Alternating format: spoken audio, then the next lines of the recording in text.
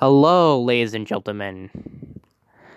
I might be doing this once, maybe twice, I don't know.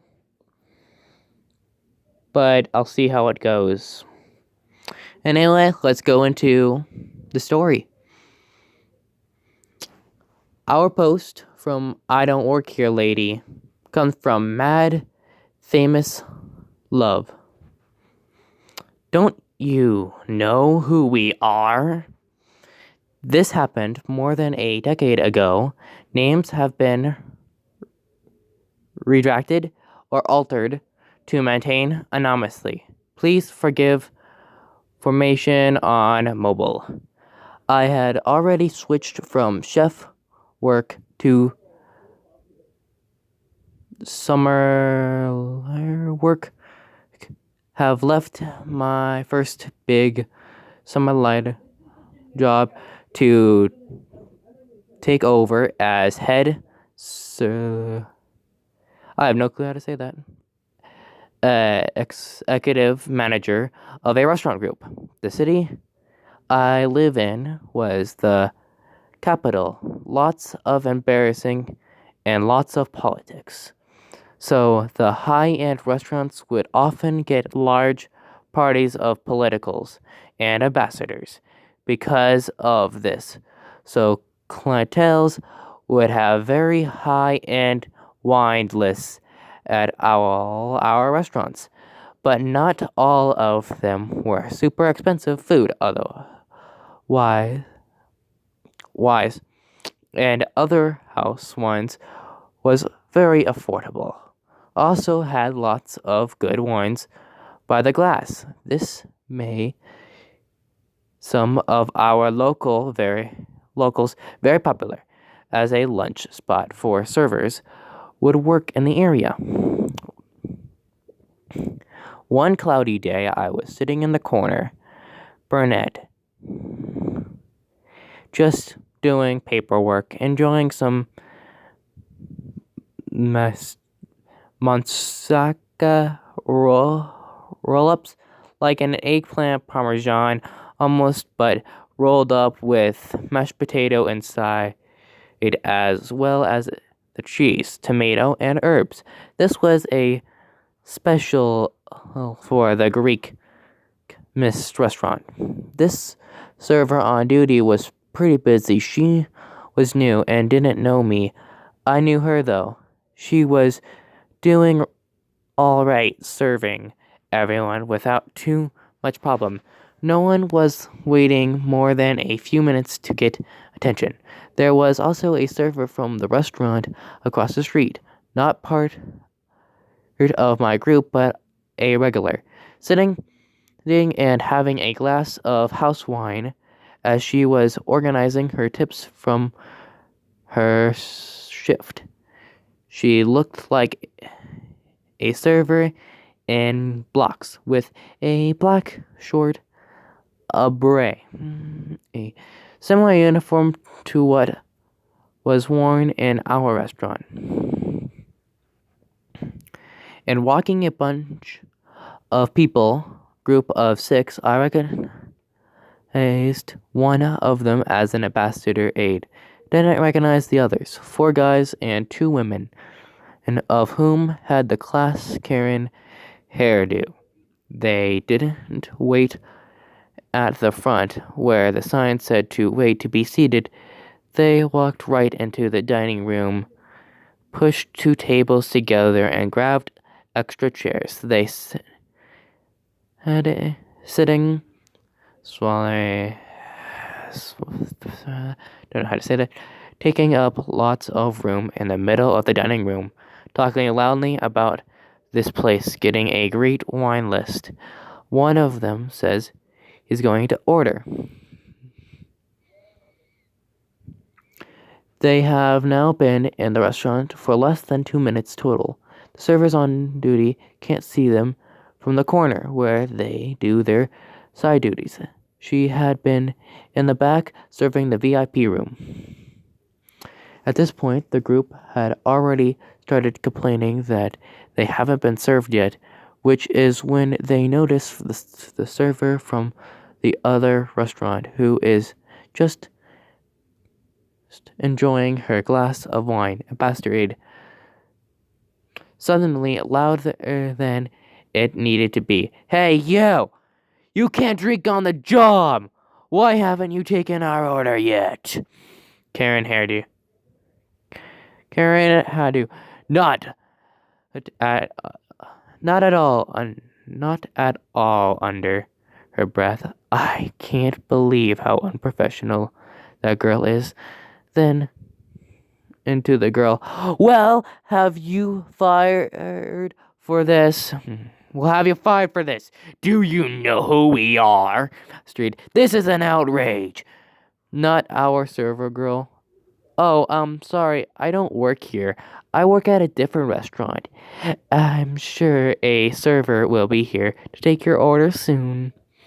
Kara Hairdo. Don't you give us that BS. You lazy good for nothing.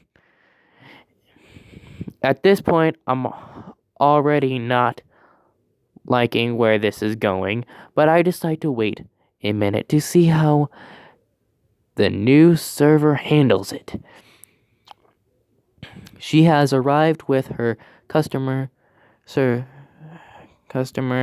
smile plastered across her face. Actual server, pardon me. I'm Mandy and will be your server for the day. Can I take your order? Finally! We've been waiting here for 20 minutes, maybe 3 tops, with no service. And your colleague here didn't get up to greet us. She just getting drunk. You can't drink on the clock. This server girl from another restaurant. You need to fire her right now. Oh, I demand to speak to your manager. Do you even know who I am? I work for the Redescendant and contract accumulate. I don't know. Okay, I'm gonna give up on that word. I could have both of your jobs for this. It was at this point I finally realized the lady was a receptionist from the coastal where she worked.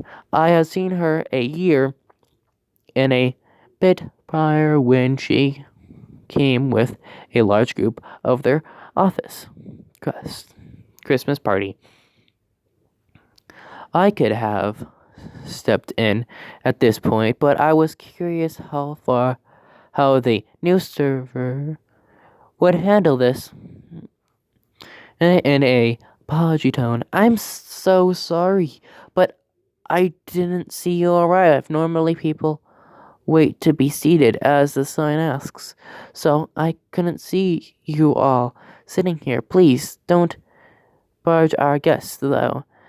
The lady doesn't work here and is a paying customer. I believe she works at a restaurant down the street.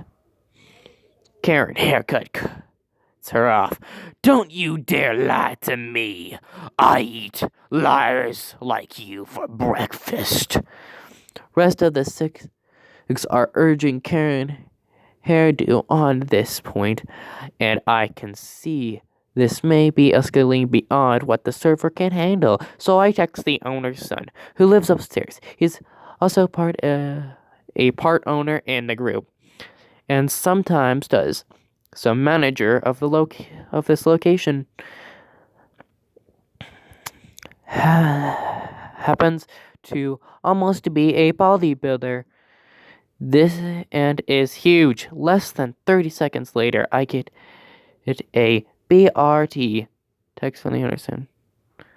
And Karen Hairdo yelling in the shrinking voice. Where is your manager? Get him now.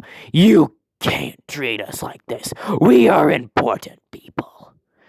Megan was starting to look like she was going to cry at this point, and that not our servers shaking back into the Burnett as both of them were being yelled at inconsiderately by this group of 6 rude flunks. At this point, the assistant floor manager has arrived due to the screaming, but the 6 insane creatures are just ignoring her. I stand and take a couple of steps toward them, taking a deep breath, and at the top of my lungs shout, "Be quiet!" I was an actor in high school and knew how to project, so my voice fills the room. Everyone stops their shouting and turns to me at a more reasonable voice level. Okay, so here's what's going to happen. None of you needs to speak to a manager. What you need to do is grab your stuff and get out. I won't have you shouting at my server or my guests. So one deserves to be talking to the way you have been. And before you interrogate asking me if I know who you are, I do. I know exactly who you are, and I know your boss and your boss's boss, both of them, who love eating here and wouldn't be appalled at your behavior at this point. I notice Matthew, the owner's son, has come in through the kitchen door, dressed in his gym gear, glazing with sweat like some sort of Greek statue of Hercules, 6'4" and nearly 300 pounds of muscle. The look of his face just screamed, "I just got here and I'm already completely done with this." The Karen hairdo is about to protest, but I hold my hand and in no nonsense commanding voice, "No, this is not a discussion. Get up and leave now." The Karen hairdo is injured and well done. Well, I never me man, and you never will again. You can consider yourselves banned from this establishment. The owner's son / part-time owner, rather loudly. Then he needs to get out of my restaurant and don't even think of coming back. You're all on the blacklist. Listen, Matthews hustled from the starting it moving toward them, and it seemed the look on his face was enough to end further discussions as the group grabbed their things and rushed out of the restaurant. I thanked Matt for coming down and interrupting his work for the assist. The manager accompanied the not our server meal that wine for her marriage expensive. Our server is told she did nothing wrong.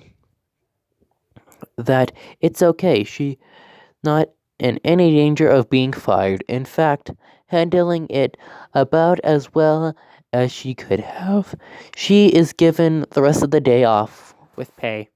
The group each have a headshot pulled from the security cameras and added to our digital blacklist, but it doesn't end there. I call the counselor and talk with the ambassador, who is appalled by the behavior of his staff, all of whom arrived back the counseling so that day to find they had been fired for attempting to use their jobs to bully others. He came in personally the next week to apologize to our server manager and the owner's son in person, and assured us that their group no longer worked at the consult.